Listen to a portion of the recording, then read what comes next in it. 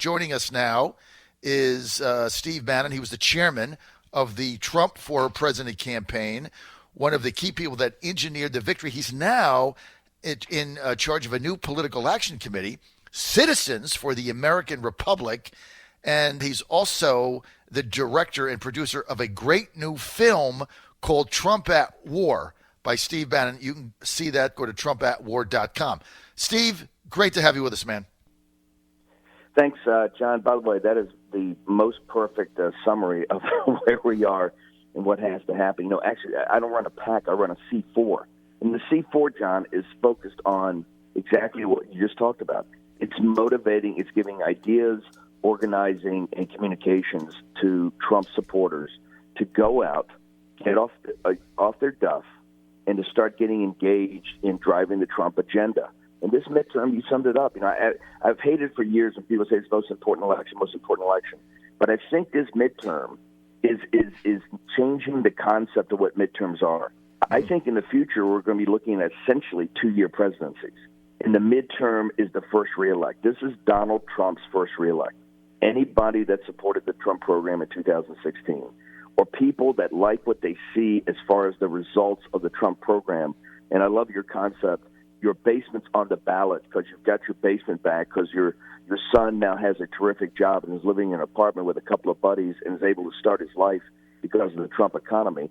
It's all on the ballot. That's why I'm in Nevada right now. We just had a huge event last night for to basically put forward to the Trump supporters the importance of supporting people that support Trump, like Tarkanian and Hardy and these other guys running for Congress, because you know we're in a real gunfight for Congress right now, and to try to hold the House of Representatives, it's all on the line, and the Tarkanian and Hardy seats are going to be are going to be essential for us to hold in order to hold Congress.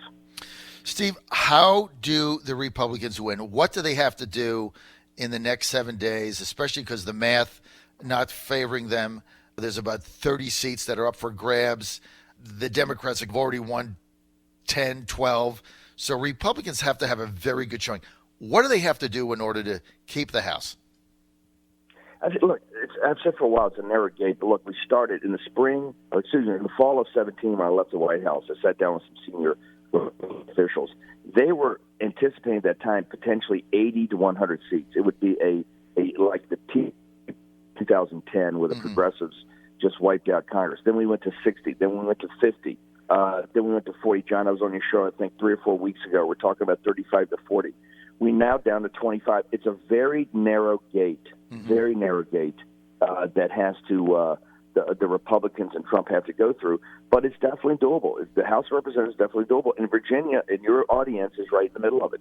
You know, you've got Barbara Comstock, you've got Taylor, you've got Brett. I mean, those three, and we're going to know psychologically. You're going to know early in the evening because I think the polls in Virginia close at 7 o'clock. Right. So we're going to know very early in the evening, particularly some bellwethers, which are going to be Comstock, Brett, and Taylor. We're going to know. I think we're going to have a real feel for where this is going to go by seeing those results from those congressional districts.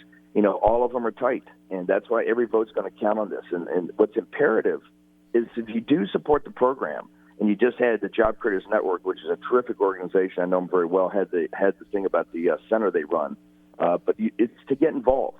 And you know, Dave Bratt, Taylor, Comstock, all of these congressmen have independent expenditure groups around doing ground game. There are people running phone banks. There are people putting out hangers. There are people driving people to the polls. It's all ground game now. It's not about TV commercials. This is all about getting people motivated to get out the vote. Now, the early vote. You know, the RNC has done a good job investing in the early vote. The early vote, I think, looks strong, and you can see that it's this thing could cut our way. But John, it's going to be very, very tough, but it's doable. Well, listen, if it's doable, that means it can be done, and I'm kind of with you on that. We're with Steve Bannon. He is now the head of a new C4 organization, Citizens for the American Republic, of which Sam Nunberg is a senior advisor. Good call there. He's also the producer and director of a must-see film called Trump at War. You can go to trumpatwar.com. It's all right there. Steve Bannon, you mentioned a couple of races in Virginia. Obviously, we're following those. Do you plan any rallies or campaigns in Virginia in the next week? Yeah, in fact, we'll come back on the show in a couple of days. We're heading from Nevada today to Kansas, and then from Kansas we're going to go to Iowa, and then into Pennsylvania, and then we're going to come this weekend. Our focus is going to be Virginia, North Carolina, maybe West Virginia, but Virginia and North Carolina will finalize by coming, and we'll have some screenings of the film. By the way, the film is free. You can show it to all your friends. I think we've got over 8 million views right now. Mm-hmm. You can go to trumpetwar.com. But I think we're going to try to end strong in Virginia. And the reason is, John, this could come down to the Commonwealth of Virginia. It could come down to a couple of congressional seats there that have to be saved. And I think, it's particularly difficult because, Corey Stewart, the son of the guy he had, is had a tough run here in the Senate race. He's been outspent by Kane, I think 5 or 6 to 1. It's, without a lot of top-of-the-ticket support, these congressional candidates have really got to grind it out. And this grinding it out is going to be people that get engaged. Comstock, Bratt, and Taylor are real tough fights. They are. I mean, those are the 3 districts here. The 7th, Dave Bratt. The 2nd, Scott Taylor, although we do believe he's ahead now. And Barbara Comstock in the 10th that everybody is predicting she'll get beat by Wexton except me. I'm the only person in America predicting that she hangs on and pulls out the upset. I've got one person who texted in and said, I'd like to know specifically from Steve Bannon if he has urged a 7th District Republican to help Dave Bratt with Get Out the Vote, GOTV, or in any other way. Look, I've encouraged everybody. There's Americans for Prosperity is actually down there. Already running an outside group, Get Out the Vote. So, yeah, I encourage everybody. In fact, we're assisting and helping the AFP guys on a Get Out the Vote for Trump voters. So our focus is on that Trump base who oftentimes may not think that, coming in and a midterm is as important as it is. But you summarize it, John, very succinctly, that the entire Trump agenda is on the line. If we lose the House of Representatives, they're not shy. They don't like saying impeachment because they know it drives up the Trump base. But Jerry Nadler has already said he's going to take over the Judiciary Committee, and he's got 52 investigations they're going to do. So if you want to see the Trump agenda grind to a halt in the House of Representatives and a flurry of subpoenas and investigations, then don't take your friends, don't take your neighbors, don't take your colleagues out to vote on the 6th. But if you like the Trump program, you like what you see, then you got to do it. And so I think Get Out the Vote is everything right now. Like I said, I'm not a big believer in TV ads in the last couple of weeks of a campaign. I think you've set the narrative. Now it's just really time to do the tough work. Right. You got to get the people out to vote, no question. So it sounds, Steve Bannon, it sounds to me like there's a possibility that you'll be in Virginia on Sunday or Monday next week, right? Somewhere there. We're trying to do Saturday, Sunday, or Monday. We're going to try to figure out. We got to figure out North Carolina, Virginia. We're going to be in both of those. You've got some Freedom Caucus guys down in North Carolina that are very important. It's Mark Meadows' territory. You've got Virginia, which is at the centerpiece of this fight. Maybe West Virginia, maybe another Pennsylvania, but definitely Saturday or Sunday we'll be in Virginia. We'll come back to you, John, and get on the show and walk everybody through. So come see the film. One of the things we know is already important is just go online, take the film, watch it, and then send it out to your friends. If you send it out to your friends, you send it out to your colleagues. This film is a motivational film. It's to motivate the Trump base to get out the vote. Steve Bannon, both of us share a certain view on immigration. We got this caravan of 10,000 people coming. The president dispatching 5,000 troops now to the border, telling them to turn back, go home. And one of the fears that people have is, like, if these 10,000 people get in, there's already another caravan forming. The next time it's going to be 100,000, and then it's going to be 1 million, and they're bum rushing the border, and there's no wall. What do you do, Steve? Well, look, this is a tragedy of biblical proportions. Here's the reality. We have failed states, I think, in Mexico, and then in the northern triangle of Central America. And also look at Venezuela, look at Argentina now. That's why Captain Bolsonaro's victory in Brazil is so stunning. One country trying to take control of their destiny and turn it around. But Central America and South America are in bad straits.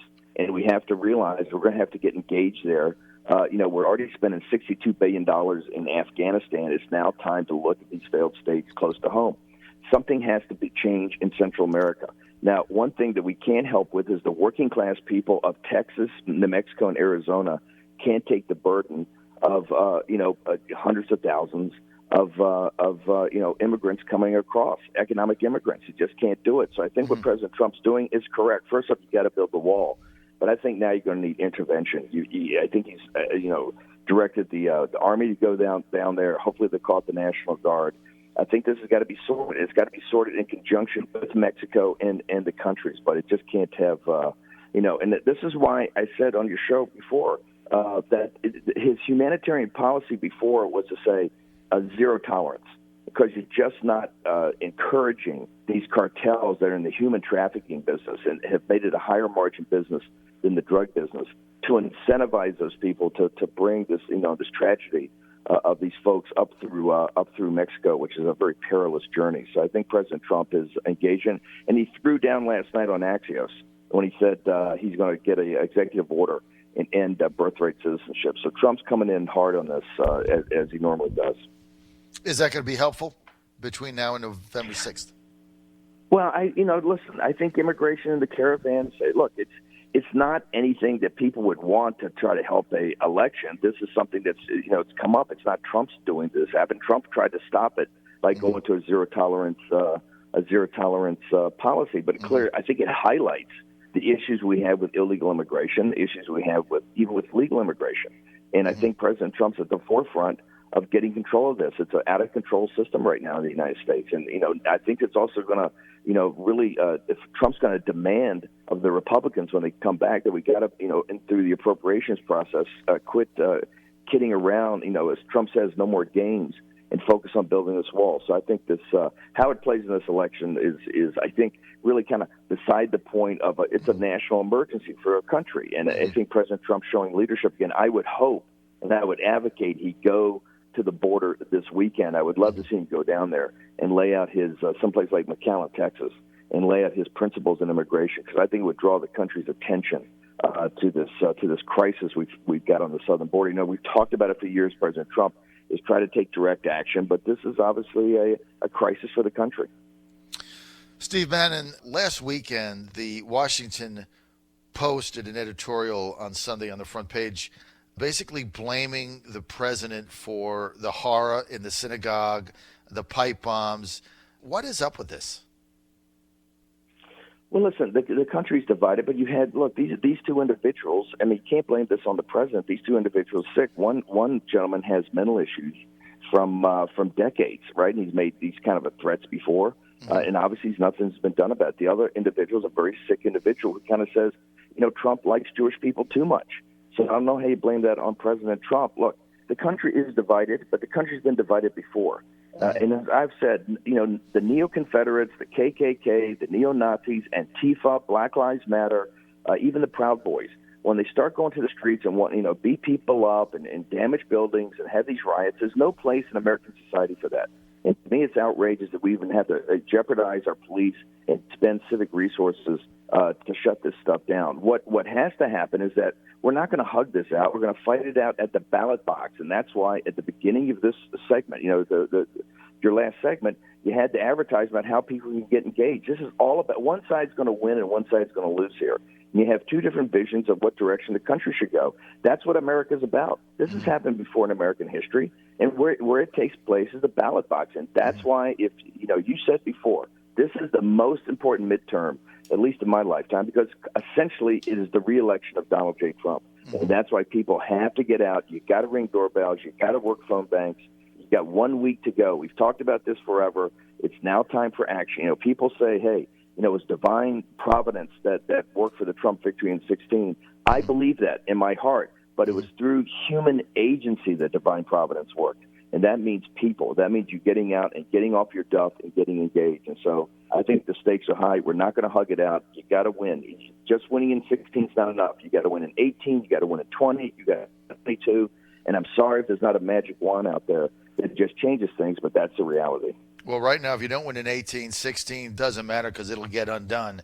And that's why the stakes are so high. Steve Bannon coming to Virginia and North Carolina this weekend. Hey, when you're in Virginia, Steve, will you be appearing with any candidates?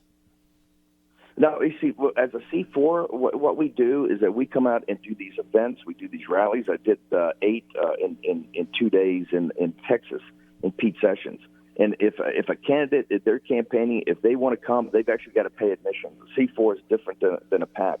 We are here to draw Trump supporters, right, and to support people that support President Trump, and to show the effect of what happens when they support President Trump.